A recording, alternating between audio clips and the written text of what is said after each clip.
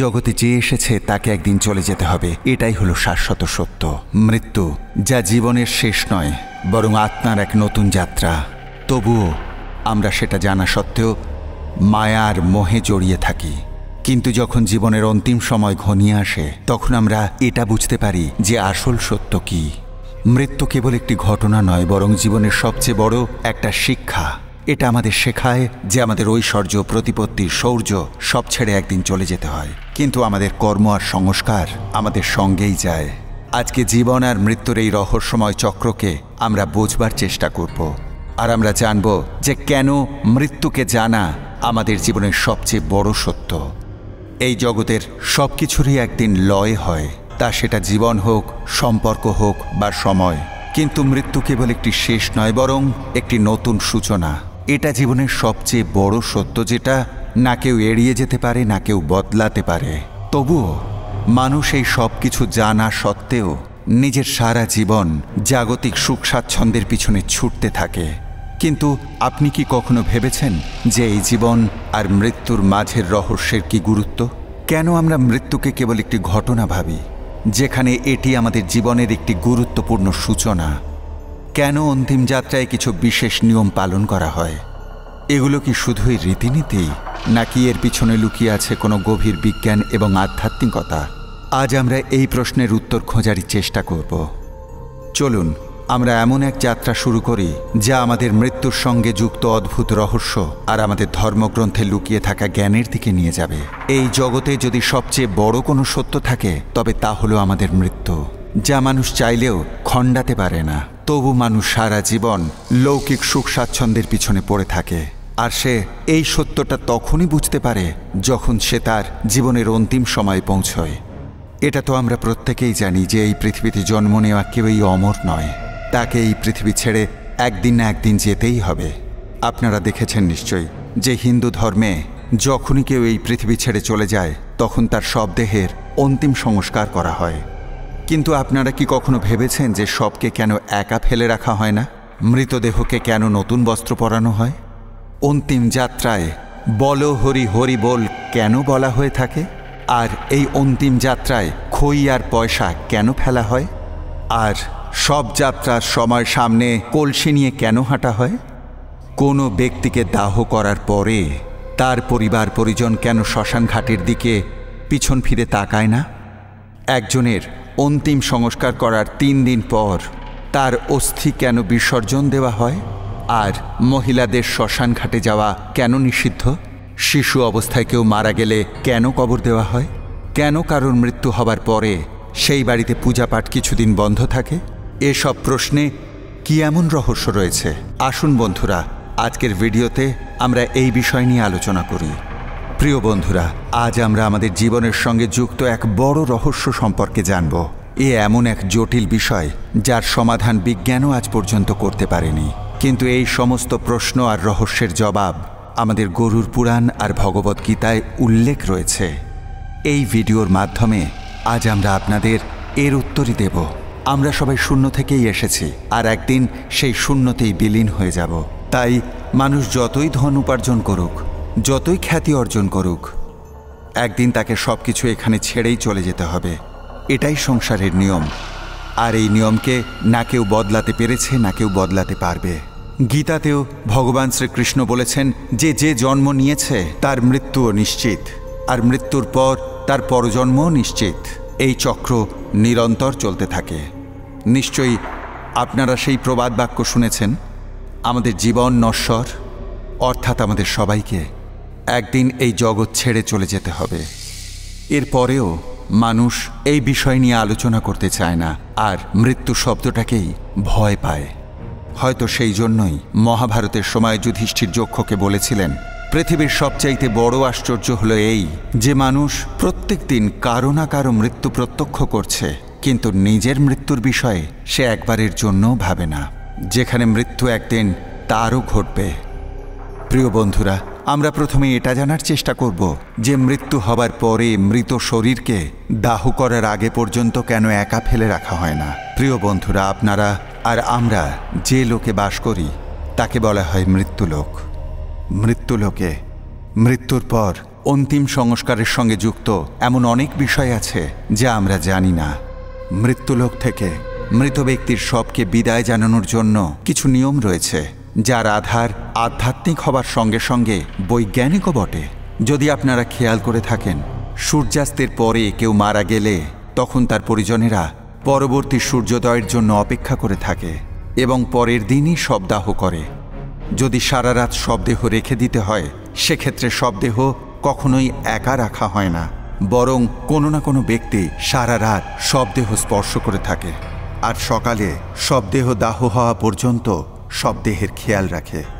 বন্ধুরা, প্রথমে সংক্ষেপে জেনে নিই যে কোন পরিস্থিতিতে কোনো মৃত ব্যক্তির শরীরকে দাহ করা উচিত নয়। গরুর পুরাণেও এই বিষয়ে স্পষ্ট করে লেখা আছে যে কোন কোন পরিস্থিতিতে দাহ সংস্কার কিছু সময়ের জন্য এড়িয়ে যাওয়া উচিত। প্রথম পরিস্থিতি, যদি ব্যক্তির মৃত্যু সূর্যাস্তের পরে হয়ে থাকে, তখন শবদেহ সারা রাত ঘরেতেই রাখা উচিত এবং পরের দিন সূর্যাস্তের পরেই দেহের সৎকার করা উচিত, না হলে আত্মার সদ্গতি হয় না।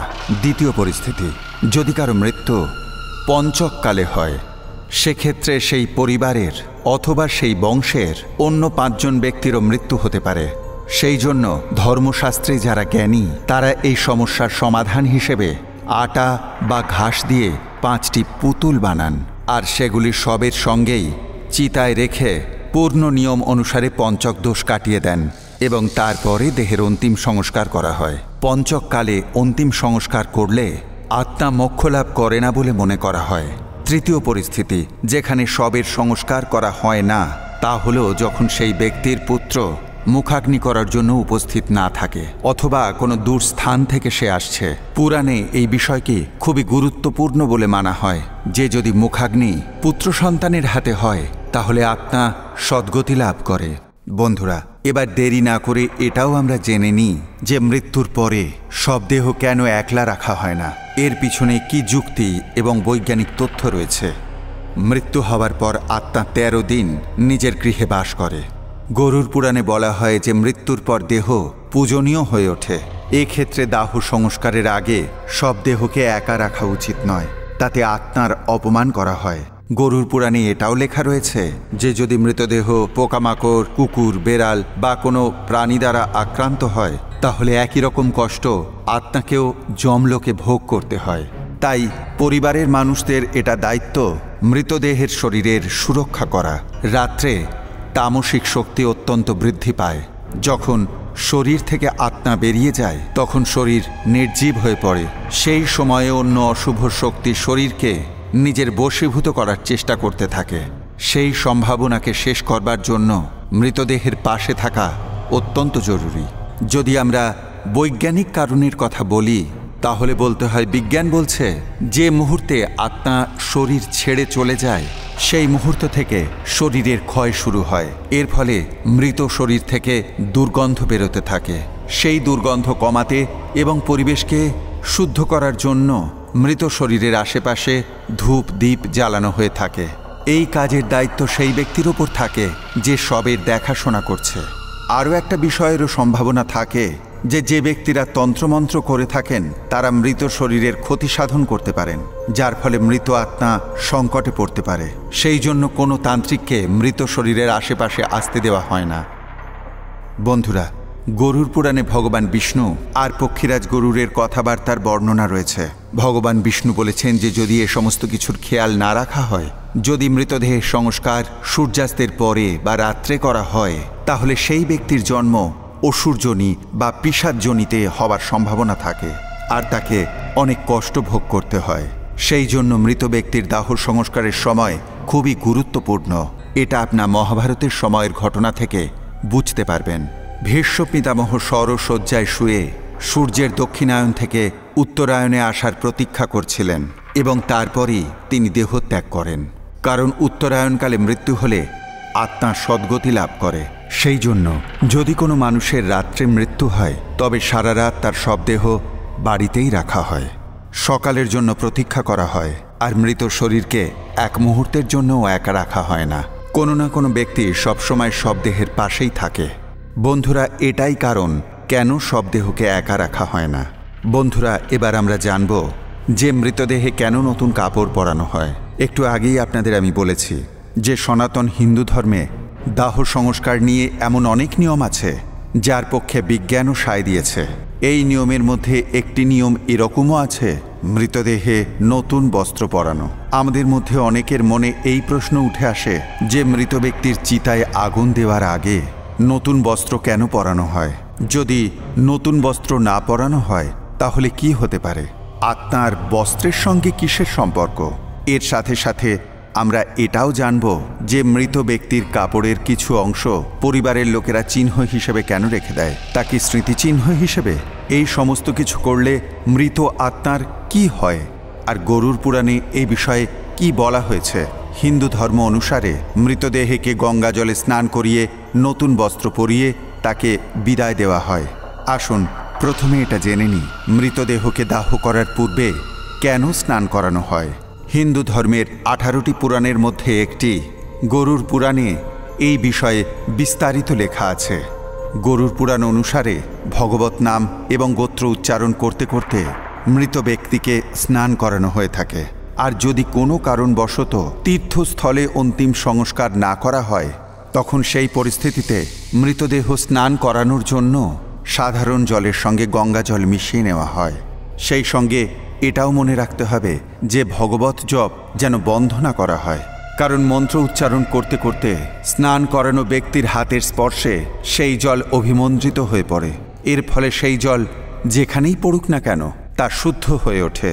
যখন সেই পবিত্র জল মৃত ব্যক্তির দেহে পড়ে, তখন শরীরের সত্ত্ব, তম এবং রজগুণের আবরণ নষ্ট হয়ে যায়, আর শরীরের প্রতি আত্মার মোহ কেটে যায়। বন্ধুরা, যে সত্ত্বতম আর রজগুণের কথা আমরা এখানে বললাম, তা প্রকৃতি থেকেই উৎপন্ন হওয়া 3টি গুণ। প্রথম সত্ত্বগুণ, তারপর রজগুণ এবং তারপর তমগুণ, যা অবিনাশী জীবাত্মাকে শরীরের সাথে বেঁধে রাখে। এই ব্যাপারটাকে সহজভাবে বলতে গেলে, মৃতদেহের অন্তিম সংস্কারের আগে এইভাবে স্নান করালে মৃতদেহের আন্তরিক শুদ্ধি হয়। এরপর মৃতদেহে চন্দনের প্রলেপ, তেল আর ঘি মাখানো হয়ে থাকে। তারপর সব দেহে নতুন বস্ত্র পরানো হয়। গরুর পুরাণ অনুসারে কোনো মৃতদেহকেই বিনা বস্ত্রে দাহ করা উচিত নয়। মৃতের শরীরকে বস্ত্র দিয়ে পুরোপুরি ঢেকে দেওয়া উচিত। আর একটা বিষয়ে খেয়াল রাখা উচিত যে মৃতদেহের বস্ত্র যেন শুদ্ধ হয়, নতুন হয় এবং সাদা রঙের হয়। হিন্দু ধর্মে সাদা রঙকে শান্তি আর পবিত্রতার প্রতীক হিসেবে ধরা হয়। সেই জন্য মৃতদেহের শরীরকে সাদা রঙের বস্ত্র দিয়ে ঢেকে দেওয়া হয়। সনাতন ধর্মে সাদা বস্ত্রকে শুদ্ধতা আর মোক্ষের প্রতীক হিসেবে ধরা হয়। গরুর পুরাণে এটাও বলা হয়েছে যে মৃতদেহে বস্ত্র পরানোর আগে সেই বস্ত্র আগে কিছুক্ষণ রোদে রাখা উচিত, আর যদি সম্ভব হয় গোমূত্র বা গঙ্গাজল তার উপর ছিটিয়ে শুদ্ধ করে নেওয়া উচিত। এই রকম করলে বস্ত্রের মাধ্যমে মৃত ব্যক্তির শরীরের চারপাশে একটি পবিত্র কবচ তৈরি হয়, যা সব দেহকে অশুভ শক্তির হাত থেকে রক্ষা করে। সেই সঙ্গে এটাও মানা হয় যে মৃত ব্যক্তি যমলোকের দিকে যাত্রা শুরু করলো, সেক্ষেত্রে নতুন বস্ত্র পরিয়েই তাকে বিদায় জানানো উচিত। এরপর অন্তিম সংস্কারের নিয়মকে এগিয়ে নিয়ে যাওয়ার জন্য মৃতদেহকে চিতার উপর শোয়ানো হয়, আর মৃতদেহে পুষ্প, চন্দন এবং 5 রকমের পবিত্র কাঠ রেখে মুখাগ্নি করা হয়। বন্ধুরা, দাহ সংস্কারের পরে অস্থির ভস্য এবং অস্থি গঙ্গা বা কোনো পবিত্র নদীতে বিসর্জন করা উচিত। এটা করলে সেই মানুষের সব পাপ ধুয়ে মুছে যায়, আর তার আত্মা পাপ মুক্ত হয়। আত্মার শুদ্ধি এবং পাপ মুক্তির জন্যই মৃত ব্যক্তির পরিবার পরিজনেরা নতুন বস্ত্র পরিয়ে তাকে বিদায় জানায় আর আত্মার শান্তির জন্য প্রার্থনা করে। প্রিয় বন্ধুরা, আসুন এবার আমি আপনাদের জানাচ্ছি যে মৃত ব্যক্তির কাপড়ের অংশ স্মৃতিচিহ্ন হিসেবে রেখে দিলে কি হয়। যখন আমাদের প্রিয় কেউ এই জগৎ ছেড়ে চলে যায়, তখন প্রায়ই আমরা সেই ব্যক্তির বস্তু সেই ব্যক্তির স্মৃতিচিহ্ন হিসেবে আগলে রাখি। সেই সমস্ত বস্তুর মধ্যে সেই ব্যক্তির জামা কাপড় এবং পছন্দের জিনিস থাকে। অনেকবার এরকমও হয় যে মৃত ব্যক্তির পোশাক তার পরিবারের লোকজন পরে নেয়, কিন্তু এরকম কখনোই করা উচিত নয়। সনাতন ধর্ম অনুসারে মৃত ব্যক্তির পোশাক পরা পুরোপুরি নিষিদ্ধ। এটা মনে করা হয় যে মৃত ব্যক্তির প্রিয় জিনিসের প্রতি প্রবল আকর্ষণ থাকে, আর মৃত ব্যক্তির পোশাক পরলে আত্মার আমাদের প্রতি আকর্ষণ বাড়ে, যাতে মোক্ষ লাভে বাধা সৃষ্টি হয়। এরকমও মানা হয় যে যদি কেউ সেই মৃত ব্যক্তির পোশাক পরে, তাহলে সেই ব্যক্তির সঙ্গে যুক্ত স্মৃতি থেকে সে বেরিয়ে আসতে কখনোই পারে না। সেই জন্য আমরা যদি কোনো মৃত ব্যক্তির জিনিসপত্র নিজেদের কাজে লাগাই তাহলে তা আমাদের মানসিক রূপে দুর্বল করে তোলে, কারণ আমরা সেই ব্যক্তির অনুপস্থিতি এক মুহূর্তের জন্যও ভুলতে পারি না। সেই ব্যক্তিকে আমাদের বারবার মনে পড়তে থাকে। সেই কারণে মৃত ব্যক্তির কোনো পোশাক, বস্তু, তার প্রিয় কোনো জিনিস কখনোই ব্যবহার করা উচিত নয়। সেগুলো সর্বদা দান করে দেওয়া উচিত। এতক্ষণ আমরা জানলাম যে মৃত ব্যক্তিকে নতুন পোশাক কেন পরানো হয়। এবার আমরা জানব যে অন্তিম সংস্কারের সময় বল হরি হরি বল কেন বলা হয়ে থাকে। সবশেষে আমরা বলবো যে মৃত ব্যক্তিকে নিয়ে যাওয়ার সময় খই এবং পয়সা কেন ছোঁড়া হয়ে থাকে। বন্ধুরা, হিন্দু ধর্মে আপনারা দেখেছেন মৃত্যুর পর যে ব্যক্তিরা মৃতদেহের সঙ্গে যায় সারা রাস্তা তারা বল হরি হরি বল বা রাম নাম সত্য হয় কেন বলে থাকে? আপনারা জানেন এটা কেন বলা হয়? অন্তিম যাত্রার সময় রাম বা শ্রী বিষ্ণুর নাম কেন করা হয়? কেনই বা স্বয়ং মহাদেবও রাম নামের গুণগান করেন? সেই সঙ্গে আমরা এটাও দেখব যে কিভাবে রাম নাম জপ করার অলৌকিক প্রভাব আপনার জীবনকে প্রভাবিত করে। কিভাবে রাম নামের প্রভাবে বাল্মীকি একজন সাধারণ ডাকাত থেকে ত্রিকালদর্শী একজন মহর্ষি হয়ে উঠেছিলেন আর মহাকাব্য রামায়ণ রচনা করেছিলেন। বন্ধুরা, গোস্বামী তুলসীদাস তাঁর এক রচনায় লিখেছেন, তুলসী আপনি রাম কো রিচ ভজো ইয়া খিচ ভোম পরাজা मैं सभी উল্টা সিধা বীজ। এর অর্থ হল যে রামের নাম যেভাবেই নেওয়া হোক, ভক্তির সাথে বা ঘৃণার সাথে, এটি ঠিক সেই রকমই ফল দেবে যেভাবে ক্ষেতের মধ্যে বীজ সোজাই পোঁতা হোক বা উল্টেই পোঁতা হোক তা বড় হয়ে সমান ফল দেয়। তুলসীদাসের কাছে এক ভক্ত প্রশ্ন করেছিলেন যে যখন মনের মধ্যে ভক্তি নেই তখন মন্ত্র জপ করে লাভ কি? তুলসীদাস বলেছিলেন যে যখন জমিতে বীজ বোনার সময় এটা দেখা হয় না যে বীজটি উল্টে পড়ল না সোজা হয়ে, কিন্তু সময়ে সব বীজই অঙ্কুরিত হয় এবং সকল উল্টে বা সোজা হয়ে থাকা বীজ থেকে হওয়া গাছে সমান ফসল হয়। একইভাবে রাম নাম যেভাবেই করা হোক না কেন তার ফল অবশ্যই পাওয়া যায়। বন্ধুরা, পদ্মপুরাণে একটি প্রসঙ্গ পাওয়া যায়। একবার মাতা পার্বতী মহাদেবকে জিজ্ঞাসা করেছিলেন যে আপনি কার ধ্যান করেন? এর উত্তরে মহাদেব বলেছিলেন, রাম রামেতি রামেতি রমে রামে মনোরমে সহস্রনাম তত্তুল্যম রাম নাম বরান্নামে। এর অর্থ হল যে রাম নাম জপ করলে আমার মন রামের দিব্য চেতনায় লীন হয়ে যায়, যিনি স্বয়ং দিব্য। এই রাম নাম বিষ্ণুর সহস্র নামের তুল্য, অর্থাৎ ভগবান বিষ্ণুর হাজার নামের সমান। একবার ভগবান শিব মাতা পার্বতীকে নিজের সাথে ভোজন করার অনুরোধ জানিয়েছিলেন। ভগবতী পার্বতী এই কথা বলে এড়িয়ে গিয়েছিলেন যে তিনি বিষ্ণুর সহস্র নাম পাঠ করছেন।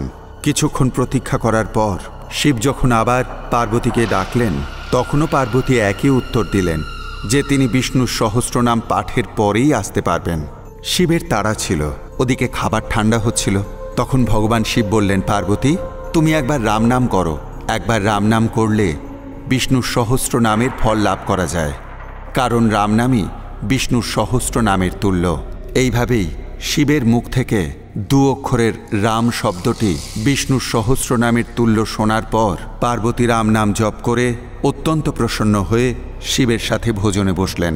ভগবান শিব পার্বতীকে বললেন যে পার্বতী, শ্রীরাম নামের জপ জাগ্রত, স্বপ্ন আর সুষুপ্তি এই তিন অবস্থাতেই করা উচিত। আমিও এই রাম নামে ডুবে থাকি। ভক্তরা, আপনারা জানেন রামের অর্থ কি? রাম শব্দের অর্থ হল প্রকাশ কিরণ এবং আভা। যেমন শব্দের শুরুতে রা আছে, রা শব্দের অর্থ হল আভা। আর মা শব্দের অর্থ হল আমি বা আমার, অর্থাৎ রাম শব্দের অর্থ হল আমার ভিতরের প্রকাশ বা আমার অন্তরের প্রকাশ। ধর্মগ্রন্থে এটাও বলা হয়েছে যে যেভাবে মৃত্যু এক অটল সত্য, ঠিক একইভাবে এই জগতে রামের নামও ততটাই সত্য। বন্ধুরা, অন্তিম যাত্রার সময় রাম নাম সত্য হয় এই ধ্বনি মৃতদেহকে শোনানো হয় না। এর উদ্দেশ্য হল পরিবার পরিজন এবং পরিচিতদের এটা জানানো যে জীবনে এবং জীবনের পরেও রাম নামই একমাত্র সত্য, বাকি সবই ব্যর্থ। মহাভারতেও রাম নামের মহিমার ওপর একটি প্রসঙ্গ পাওয়া যায়, যেখানে যুধিষ্ঠির বলছেন যে অন্তিম যাত্রার সময় রাম নাম ধ্বনি কেন দেওয়া হয়ে থাকে? যখন মৃতের শরীরকে শ্মশানে নিয়ে যাওয়া হচ্ছে তখন তার পিছনে পিছনে চলা মানুষেরা রাম নাম সত্য হয় বলতে বলতে যায়, কিন্তু যখন মৃতদেহ সৎকার সম্পূর্ণ হয়ে যায় আর সে পঞ্চতত্ত্বে বিলীন হয়ে যায় তখন সঙ্গে যাওয়া লোকজন যে যার বাড়ি চলে যায়। তারা রাম নাম ভুলে যে যার মতো ব্যস্ত হয়ে পড়ে আর তার সম্পত্তি লাভ করার জন্য নিজেদের মধ্যে ঝগড়া শুরু করে দেয়। তারপর যুধিষ্ঠির বললেন যে প্রত্যেকটি মানুষ নিজের জীবনে কখনো না কখনো কারো না কারো অন্তিম যাত্রায় অবশ্যই গেছেন, আর রাম নাম সত্য হ্যায় অবশ্যই বলেছেন, কিন্তু শ্মশান ঘাটের বাইরে আসার পরই সে সেই সত্য ভুলে গেছে। মানুষ জীবনের চরম সত্যকে দেখার পরও তা স্বীকার করে না কেন? এর থেকে বড় আশ্চর্য এই জগতে আর কি হতে পারে বন্ধুরা? আপনারা নিশ্চয়ই ভাবছেন যে কেবলমাত্র রামের নামই কেন সত্য। এর কারণ হলো এই যে যখন রাম নাম করা হয় তখন মৃতের আত্মা মুক্তি লাভ করে। এটা মনে করা হয় যে অন্তিম যাত্রার মুহূর্তে রাম নাম উচ্চারণ করলে মৃত ব্যক্তি জন্মচক্র মুক্তি লাভ করে আর সে শ্রীহরির চরণে স্থান পায়।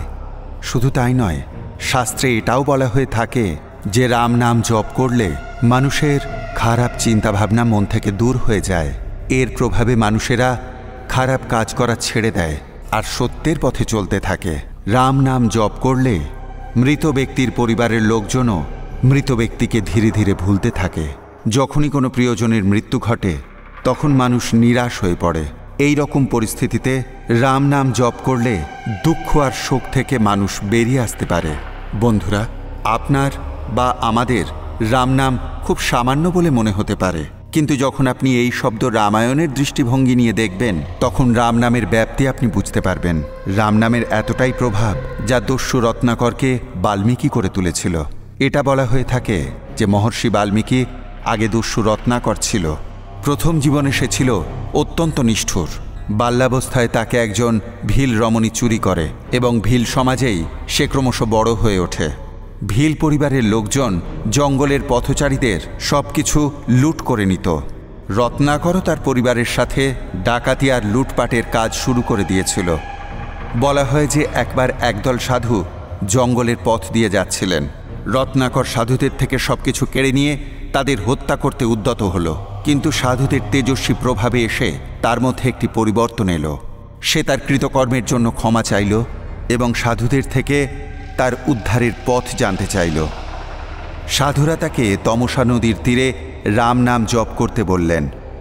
বন্ধুরা, এই রাম নাম জপ করে তার জীবনে এমন এক পরিবর্তন এলো যে সে ত্রিকালদর্শী হয়ে উঠল। আর শ্রীরামচন্দ্রের জন্মের আগেই তিনি 24,000 শ্লোকে রামায়ণ রচনা করে ফেললেন। বন্ধুরা, এই হলো রাম নামের মহিমা। আমরা এতক্ষণ শুনলাম যে কিভাবে রাম নাম আপনাকে ভবসাগর পার করে দেবে।